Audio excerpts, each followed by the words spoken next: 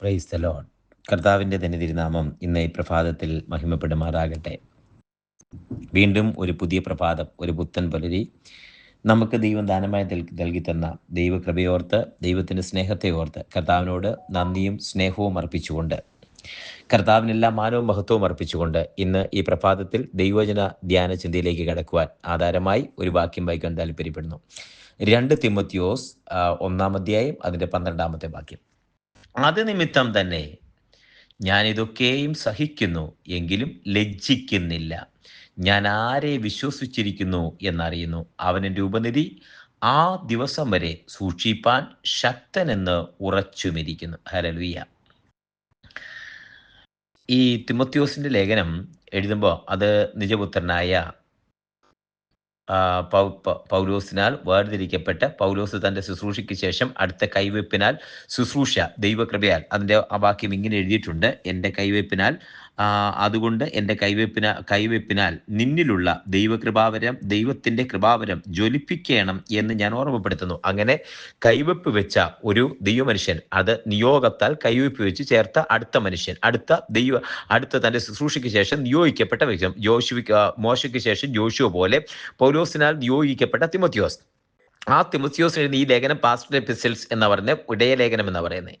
അപ്പൊ അതിനകത്ത് നിന്ന് അടർത്തിയെടുത്ത ഒരു വാക്യമാണ് നമ്മൾ വായിച്ചു കേട്ടത്. അത് നിമിത്തം, അതായത് മേളിൽ പറഞ്ഞ കാരണങ്ങൾ നിമിത്തം പൗലോസ് സഹിക്കുന്ന വേദനകളും, പൗലോസ് സഹിക്കുന്ന ബുദ്ധിമുട്ടുകളും, പൗലോസ് സഹിക്കുന്ന യാതനകളും, നടപ്പ്, കഷ്ടം, ഉറക്കളപ്പ്, പലവട്ടം പട്ടിണി, പൈതാഹം, ഇതെല്ലാം പറഞ്ഞിട്ടുണ്ടല്ലോ.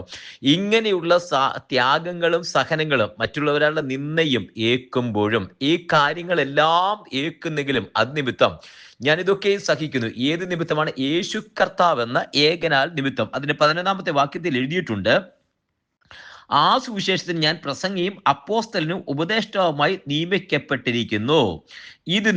അതാണ് നിമിത്തം. അതിന്റെ മുമ്പിലത്തെ വാക്യം വായിക്കുന്നത്: ഇപ്പോൾ മരണം നീക്കുകയും സുവിശേഷം കൊണ്ട് ജീവനും അക്ഷയത അത് നിത്യതയെ കുറിച്ചാണ് ഉദ്ദേശിക്കുക. നിത്യതയും വെളിപ്പെടുത്തുകയും ചെയ്ത നമ്മുടെ രക്ഷിതാവായ ക്രിസ്തുയേശുവിന്റെ പ്രത്യക്ഷതയിൽ വെളിപ്പെടുവാനിരിക്കുന്നതുമായ തൻ്റെ സ്വന്തം നിർണയത്തിനും കൃപയ്ക്കും ഒത്തവണ്ണമത്രേ. അപ്പൊ പൗലോസിന്റെ വിളിയെക്കുറിച്ചും തെരഞ്ഞെടുപ്പിനെ കുറിച്ചും, യേശു കർത്താവിന്റെ നിത്യരക്ഷയെക്കുറിച്ചും, എങ്ങോട്ട് ഉള്ള തെരഞ്ഞെടുപ്പാണ് തനിക്ക് വെച്ചിരിക്കുന്ന, നല്ലപോർ പൊരുത് ഓട്ടം തികച്ചു ജീവകിരീടം, നീതിയുടെ കിരീടം വെച്ചിരിക്കുന്ന ആ അതിനെക്കുറിച്ച് ഉത്തമ ബോധ്യമുള്ള പൗലോസ് അപ്പോസ്തലൻ. ആ കാര്യങ്ങളൊക്കെ മുമ്പിലുള്ളത് കൊണ്ട് ഈ ലോകത്തിലെ കഷ്ടം സാരമില്ല എന്നെണ്ണുവാൻ ജനത്തെ ബോധിപ്പിക്കുകയും അത് അന്വർത്ഥമാക്കുകയും ചെയ്ത പൗലോസ് അപ്പോസ്തലൻ. ആ ദൈവമനുഷ്യൻ പറയാണ്, അത് നിമിത്തം ലാഭമായിരുന്നൊക്കെയും ഛേദമെന്നെണ്ണിയ ആ മനുഷ്യൻ പറയാ, അത് നിമിത്തം തന്നെ ഇതൊക്കെയും സഹിക്കുന്നു, എങ്കിലും ലജ്ജിക്കുന്നില്ല. ഈ ഭൂമിയിൽ സഹിക്കാനുള്ള കാര്യങ്ങളൊക്കെ ഉണ്ടെങ്കിലും ലജ്ജിക്കുന്നില്ല.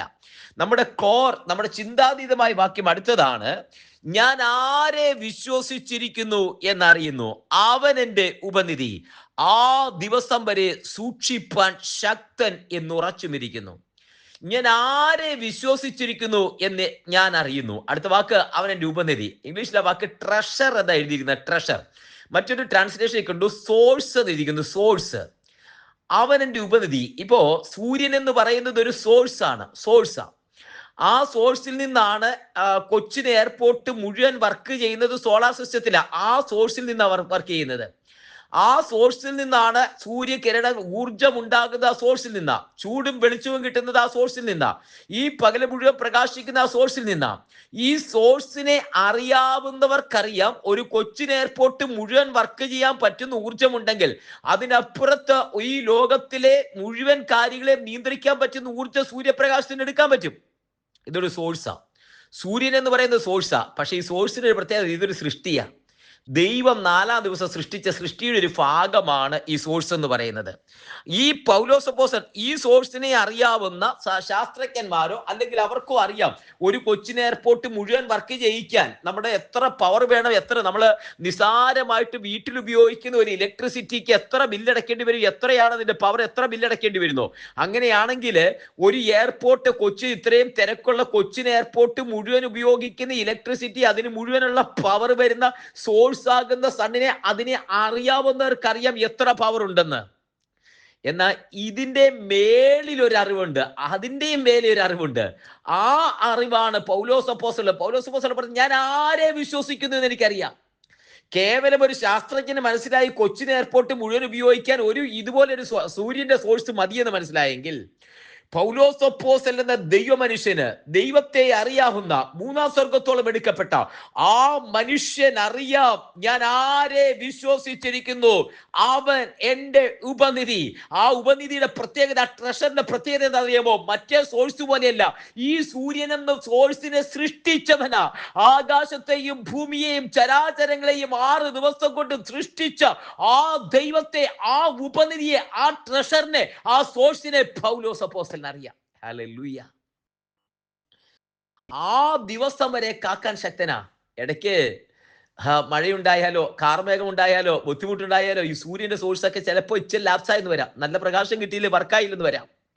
എന്നാൽ പൗലോസിനൊരു സോഴ്സിനെ അറിയാം.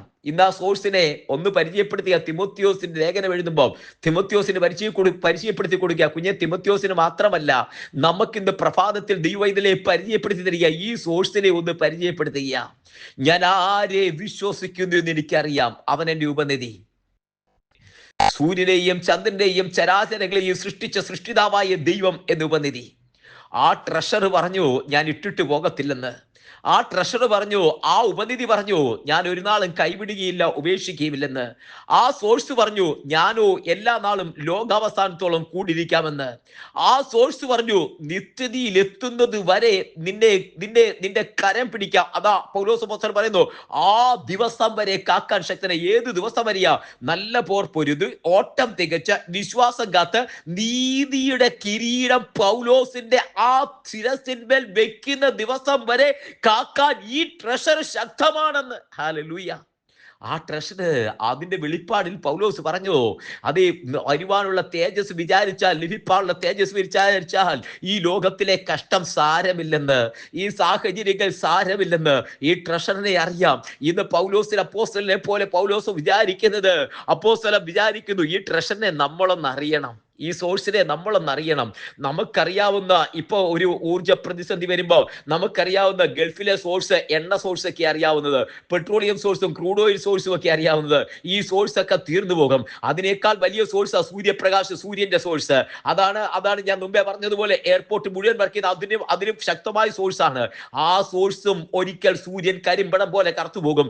എന്നാൽ അവസാനിക്കാത്ത, മാറാത്ത, മുഖം മാറ്റാത്ത, മാറാത്ത, മുഖം മറയ്ക്കാത്ത ഒരു സോഴ്സ് കുഞ്ഞെ നിനക്ക് വേണ്ടിയുണ്ട്. നിന്റെ കൈ പിടിച്ചിട്ടുണ്ടെങ്കിൽ, നീ വിശ്വസിച്ചാൽ ഉപേക്ഷിക്കാത്ത, നീ ആശ്രയിച്ചാൽ ഇട്ടിട്ട് പോകാത്ത, ആശ്രയമാക്കിയിരിക്കുന്ന സർവ്വവരെയും മാറോട് ചേർത്ത് പിടിക്കുന്ന, നിത്യത വരെ എത്തിക്കുന്ന ആ സോഴ്സിന്റെ പേരാണ് യേശു കർത്താവ്. ആ സോഴ്സിന്റെ പേരാണ്, അതിന്റെ ഉറവിടമാണ് സ്വർഗലോകം എന്ന് പറയുന്നത്. ആ സോഴ്സാണ്. ദൈവം ഇരിക്കുന്ന സിംഹാസനത്തിൽ ആ സോഴ്സിൽ നിന്ന് നിനക്ക് ശക്തി ലഭിക്കുന്നത്. ആ സോഴ്സിനെ അടുത്തറിയുന്ന പൗലോസ് പറഞ്ഞു, ഞാൻ ആരെ വിശ്വസിക്കുന്നു എന്ന് എനിക്കറിയാം, അവൻ എന്റെ ഉപനിധി, ആ ദിവസം വരെ കാക്കുവാൻ ശക്തനത്രേ. ആ സോഴ്സിനെ കുറിച്ച് എബ്രായ ലേഖനം ഇങ്ങനെ എഴുതിയിരിക്കുന്നു, അതുകൊണ്ട് കരുണ ലഭിക്കുവാൻ, തക്ക സമയത്ത് സഹായത്തിലുള്ള വരം പ്രാപിപ്പാൻ ധൈര്യത്തോടെ കൃപാസനം ആ സോഴ്സിനടുത്തേക്ക് വരിക.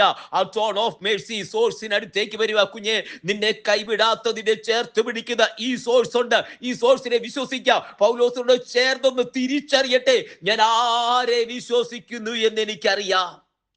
അവൻ എന്റെ സോഴ്സ്, അവൻ എന്റെ ഉപനിധി, ആ ദിവസം വരെ കാക്കുവാൻ ശക്തനത്രേ. ഹല്ലേലൂയ. ദൈവരങ്ങളിലേക്ക് സമർപ്പിക്കാം, ഒരുമിച്ച് പ്രാർത്ഥിക്കാം. എല്ലാ കൃതകളും ദൈവത്തിലേക്ക് ഏകാഗ്രമാകട്ടെ. സ്വർഗീയ കർത്താവേ, ഞങ്ങൾ ഒരുമിച്ച് പാദപീഠത്തിലേക്ക് അടുത്തു വരുന്നു, ജനത്തെ സമർപ്പിച്ച് പ്രാർത്ഥിക്കുന്നു. അങ്ങയുടെ നാമത്തിൽ ഈ ജനത്തെ അനുഗ്രഹിച്ച് പ്രാർത്ഥിക്കുന്നു. അതിനെ കേട്ട് എല്ലാവരെയും അനുഗ്രഹിക്കുന്നു. ഞാൻ ആരെ വിശ്വസിക്കുന്നു? ഞങ്ങൾ വിശ്വസിക്കുന്ന കർത്താവിനെ, അടുത്തറിയുന്ന കർത്താവിനെ, കർത്താവിയ സോഴ്സിനെ, ഞങ്ങൾ ഉപനിധിയെ ഞങ്ങൾ തിരിച്ചറിയുന്നു. ആ ദിവസം വരെ കാക്കുവാൻ ശക്തനായ ആ കൃപ ഞങ്ങളുടെ മേൽ പകർന്നിരിക്കുക. സ്തോത്രം ചെയ്തപ്പാ. ഈ ഭൂമിയിൽ ജീവിക്കാൻ ആവശ്യമാകുന്ന ദൈവകൃപ ഞങ്ങൾക്ക് അവിടുന്ന് പകർന്നിരിക്കാൻ സ്തോത്രം ചെയ്യുന്നു. തൃക്കരങ്ങൾ സമർപ്പിക്കുന്നു. അവിടുന്ന് പ്രാർത്ഥന കേട്ടിരിക്കാൻ സ്തോത്രം. ജനത്തെ അനുഗ്രഹിച്ചിരിക്കാൻ സ്തോത്രം. പ്രാർത്ഥന ഇരിക്കാൻ സ്തോത്രം. തൃക്കരകൾ സമർപ്പിക്കുന്നു. സകലമാനുഭവത്തോട് എടുക്കും യേശുവിൻ നാമത്തിൽ തന്നെ. ആമേൻ, ആമേൻ, ആമേൻ. കർത്താവ് എല്ലാവരെയും അനുഗ്രഹിക്കട്ടെ. ദൈവം കൂടിയിരിക്കട്ടെ. God bless you. നാളെ നമുക്ക് വീണ്ടും കാണാം. അതുവരെ ദൈവകൃപയ്ക്കുള്ളിൽ നമ്മൾ എല്ലാവരെയും കർത്താവ് മറയ്ക്കട്ടെ. Thank you so much.